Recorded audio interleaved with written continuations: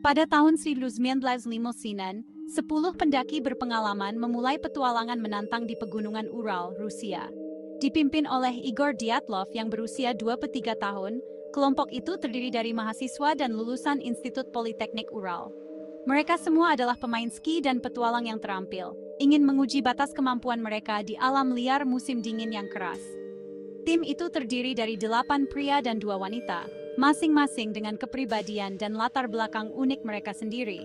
Tetapi semuanya dipersatukan oleh hasrat mereka untuk menjelajah. Igor Dyatlov, seorang insinyur radio berdasarkan pelatihan, dikenal karena perencanaan dan keterampilan kepemimpinannya yang cermat. Dia dengan hati-hati menyusun rencana perjalanan untuk ekspedisi mereka, yang bertujuan untuk mendaki Otorten, sebuah gunung yang diselimuti legenda Mansi setempat. Anggota kelompok lainnya termasuk Yuri Doroshenko, Yuri Krivonishenko, Lyudmila Dubinina, Alexander Kolevatov, Rustem Slobodin, Zinaida Kolmogorova, Nikolai Thibeaux-Brignoles, dan Semyon Zolotaryov. Mereka tidak tahu bahwa petualangan mereka akan berubah menjadi salah satu misteri paling abadi di abad ke-20. Para pendaki diperlengkapi dengan baik untuk kondisi yang keras, dengan pakaian hangat, tenda, dan persediaan yang cukup untuk bertahan selama beberapa minggu di hutan belantara. Tujuan mereka adalah mencapai puncak Otorten, puncak terpencil yang jarang didaki sebelumnya. Ekspedisi dimulai pada 25 Januari 1959. Dari kota Ivdel, pemukiman berpenghuni terakhir sebelum para pendaki menjelajah jauh ke pegunungan Ural. Perjalanan mereka dimulai dengan lancar. Dengan kelompok tersebut membuat kemajuan yang baik melalui hutan yang tertutup salju. Para pendaki mempertahankan semangat tinggi, mendokumentasikan pengalaman mereka dalam jurnal mereka, dan mengabadikan foto-foto pemandangan musim dingin yang menakjubkan. Mereka bertemu dengan pemburu mansi setempat di sepanjang jalan, yang berbagi pengetahuan mereka tentang medan dan memperingatkan mereka tentang bahaya pegunungan. Namun, saat para pendaki berkelana lebih jauh ke hutan belantara, cuaca berubah menjadi lebih buruk. Suhu turun drastis, dan hujan salju lebat menutupi jalur mereka. Terlepas dari kondisi yang menantang, kelompok itu terus maju, bertekad untuk mencapai tujuan mereka.